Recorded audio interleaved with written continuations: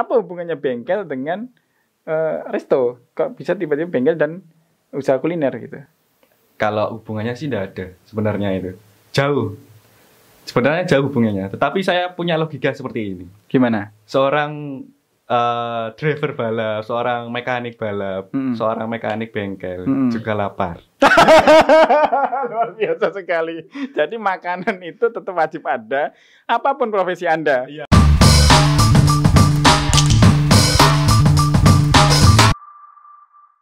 Assalamualaikum warahmatullahi wabarakatuh. Hai sahabat sekalian, jumpa lagi dengan saya Mas Irfan. Pada kesempatan yang penuh kebahagiaan dan penuh semangat kali ini, sebagai kaula muda yang produktif dan terus aktif ya membangun negeri kita ini. Wah, kok panjang banget ya ini prolognya. Tidak apa-apa kan ya? Saya hari ini lagi semangat nih. Semangatnya. Iya. Okay. Pagi tadi soalnya baru Zumba saya. Ada kegiatan baru nih. Iya, ada habit baru nih ya. Jadi saya mengundang bintang tamu yang super kece, keren, masih muda, ganteng. Wah, ini idaman cewek milenial kayaknya. Kayak Mas Aldi. Oke, halo teman-teman, saya Aldi. Saya founder dari salah satu bengkel dan manajer dari salah satu resto dan cafe di sini. Luar biasa sekali, masih muda. Under 30 ya? Yes. Wah, luar biasa sekali. Tapi sudah punya istri, guys. Jangan baper ya. Baik, Mas Aldi saya undang ke sini pada kesempatan yang penuh kebahagiaan kali ini untuk mengangkat diskusi tema baru kita, yaitu profesi idaman anak milenial. Kan kemarin lagi rame nih ya, pandemi banyak yang di PHK. Terus saya mau kerja apa? Ya kan, terus kemudian ada juga yang baru dapat kerja, ternyata tidak seperti ekspektasi saya. Wah, gitu ya. Ada juga yang tes perangkat desa tapi nggak lolos. Kan gitu ya. Itu yang lagi booming. Nah, itu lagi viral kemarin. Makanya kira-kira apa sih profesi yang cocok untuk anak muda milenial seperti Mas Aldi? Nah, bisa diceritakan dulu ya, bisa diceritakan. Oke, bisa diceritakan gimana awal sejarah kemudian bisa masuk ke dunia bengkel dan F&B. Jadi, saya itu dulu dari kecil emang suka dari dunia otomotif. Suka cocok dong, berarti ini backgroundnya ada lagi ada mobil. Keren. Oke, terus? Jadi dari mulai kecil passion saya itu karena lihat film. Film timbulnya dari lihat film. Film apa itu? Fast and Furious. Oh, kecilmu Fast and Furious? Iya. Oh, gitu. Kayak terus? Lihat itu lama-lama suka. Akhirnya suka di dunia bidang otomotif. Oke. Sudah berapa mobil dikerjakan, dibongkar, pasang gitu? Kalau saya bisa bongkar aja. Saya bisa bongkar dan pasang tapi belum tentu, Pak. Oh gitu. Paling bagus mobil apa yang pernah dibongkar? Paling bagus saya masih di ranah Honda Civic aja. Oh, Honda Civic. Ya. Oke. Kalau yang biasa-biasa dan sering dikerjakan apa? Ya, mobil sejuta umat ini. Mobil sejuta umat. Oke. Berarti bisa ya? Bisa. Untuk itu. Terus kemudian apa hubungannya bengkel dengan resto? Kok bisa tiba-tiba bengkel dan usaha kuliner gitu? Kalau hubungannya sih tidak ada sebenarnya itu. Jauh. Sebenarnya jauh hubungannya. Tetapi saya punya logika seperti ini. Gimana? Seorang driver balap, seorang mekanik balap, seorang mekanik bengkel juga lapar. Luar biasa sekali. Jadi makanan itu tetap wajib ada, apapun profesi Anda. Iya, ininya gitu ya. Kita minum dulu lah. Hari ini kita minum apa ini? Teh pucuk harum ya kan? Hari ini keren. Oke. Mas Aldi menikah di usia berapa kemarin? Usia 25 saya menikah. Usia 25 tahun. Era sekarang kan enaknya tuh pacaran lama-lama. Kenapa Anda menikah di usia muda? Ngapain pacaran lama-lama? Kalau nggak bisa manajemen anak umurnya. Wah, gitu ya. Ngapain pacaran lama-lama kalau tidak bisa manajemen umur anak? Anaknya, ya. Ini kata-kata yang menurut saya baru. Apa maksudnya manajemen umur anak? Jadi, saya itu pengen nanti di usia 40 up saya masih bisa backup finansial anak saya dan backup finansial ibu-ibu anaknya. Ibu-ibu anaknya? Oh, bukan, ibu aja. Tadi kan bilang anak-anak ya? Anak-anak. Usia 25 tahun sudah berpikir di usia 40 bagaimana dan berpikir punya banyak anak. Memangnya rencana mau berapa anaknya? 3 aja cukup kayaknya. 3? Iya. 3. Cowok cewek kalau boleh diizinkan gitu? Rencana sih, cewek dulu, Mas. Cewek terus? Cowok-cowok lah. Kenapa gitu? Ya karena biar kakaknya itu ada yang jagain. Kakaknya ada yang jagain. Jadi kalau cewek cowok-cowok, biasanya kan cowok cewek-cewek gitu Iya. ya. Kalau saya kan cowok cewek-cewek semua. Agar kakaknya Saya suka hal baru yang suka hal baru luar biasa. Nah, ada satu poin penting di situ bahwa ternyata profesi apapun itu kalau disambungkan itu bisa. Bisa. Kayak tadi bengkel, terus kemudian sama dunia makanan. dunia makanan. Terus yang kedua adalah Anda kalau ingin sukses di usia muda, pastikan Anda mempunyai manajemen diri yang baik. Contohnya tadi usia 25 sudah mikir 40. Ya kan? Saya aja usia sekarang saya nggak kepikiran 40 mau jadi apa. Kan gitu ya. Tapi saya selalu punya impian, Mas. Iya, Gitu. pasti semua orang itu pasti. Iya, punya betul impian. sekali. Nah, sahabat sekalian yang ada di rumah, sebelum kita membahas tentang detail diskusi kita profesi idaman anak milenial pada kesempatan ini, jangan lupa untuk like, komen, serta follow Instagram saya di bukancoach.id. Juga jangan lupa tekan lonceng untuk subscribe video-video saya agar bisa mendapatkan informasi yang bermanfaat. Kita lanjut nih, Mas. Iya. Nah, tadi sudah manajemen anak. Alasan kenapa menikah muda. Nah, sekarang kita berbicara tentang profesi. Ya kan, tadi sudah saya singgung di depan. Sebenarnya anak muda hari ini yang lagi kesulitan mencari pekerjaan, Mas. Profesi apa sih yang sebenarnya bisa diidam-idamkan menjadi alternatif di era new normal seperti ini agar kaum milenial tetap punya sebuah idealisme, ya kan? Tetap bisa memberikan nafkah keluarga kalau sudah berkeluarga gitu, agar tidak kehilangan motivasi dalam hidupnya. Gimana, Mas? Jadi buat anak-anak milenial sekarang, saran saya sih harus datang ke dunia F&B. Kenapa seperti itu? Karena dari dunia F&B sendiri itu nanti ada beberapa yang menghasilkan profesi atau sub-sub profesi yang akan hadir gitu. Bisa kan? Contohnya apa? Contohnya F&B pasti butuh pemasaran kan. Oke. Itu nanti ada sub profesi yang bisa hadir atau bisa dibuat usaha atau bisa jadi profesi baru. Sederhananya kan begini. Ini ada misalkan ada toko makanan gitu ya. Iya. Kan ada kepala toko, ya kan? Terus kemudian ada kasirnya, Kasir. ada tukang masaknya, Iya. yang bikin minumannya gitu ya. Iya. Terus tadi kok ada pemasar gimana maksudnya? Ya karena kita kalau mau memikirkan hal-hal detail untuk pemasaran itu nanti saya pusing sendiri. Jadi saya itu menggunakan sebuah vendor baru atau pihak ketiga untuk memikirkan pemasaran tentang produk saya gitu.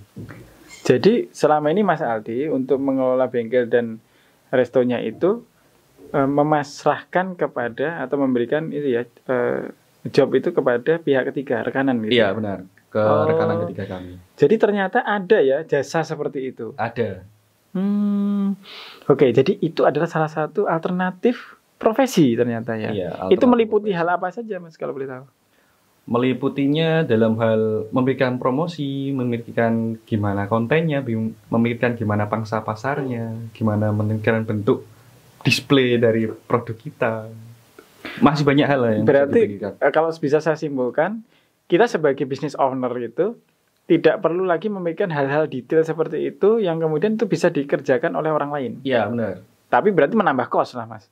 Ada kok, ada beberapa production atau salah satu production itu yang saya gandeng itu efisiensi costnya, budgetnya minim, bisa untuk di anak-anak muda yang sekarang. Karena pertemanan. Iya.